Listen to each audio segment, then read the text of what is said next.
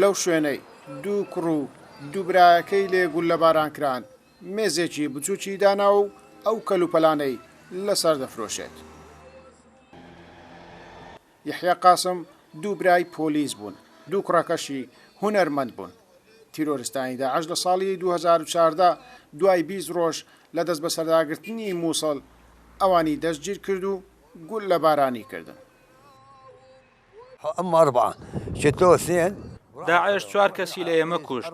دوو کوڕەکەمیان لەبەر دەرگا گولە باران کرد تەنها لەبەر ئەوەی هونەرمەند بوون. دوو برایەکەمیانش لەسەری کۆڵان گولە باران کرد لەبەر ئەوەی پۆلیس بوون.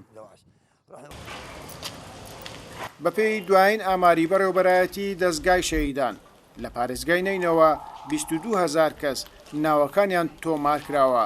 بەشێک لەو ژمارەیە کوژراون و بەشەکەی تریش تا ئێستا بێسەر شوێنە.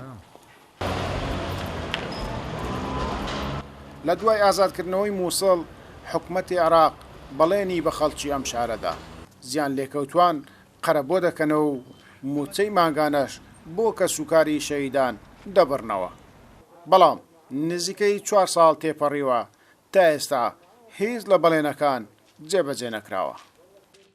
احنا صار لنا 4 سنوات من تحررنا من داعش. 4 ساڵە ڕزگار کراوین لەژێر دەستی داعش.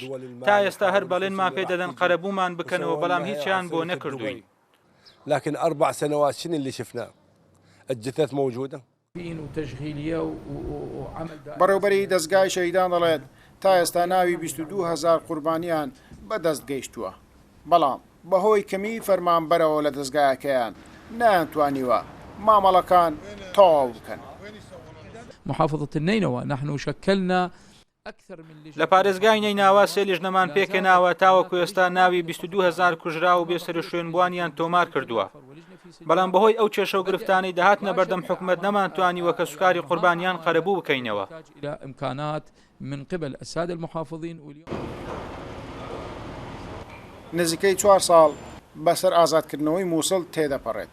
تا ئێستا کە سوکاری قوربانیان و زیان لێکەوتوانی جەنگی داعش لە پارێزگای نینەوە قەرەبۆ نەکراونەتەوە. گەیلان بۆتانی کورساد نیوز، مۆسڵ.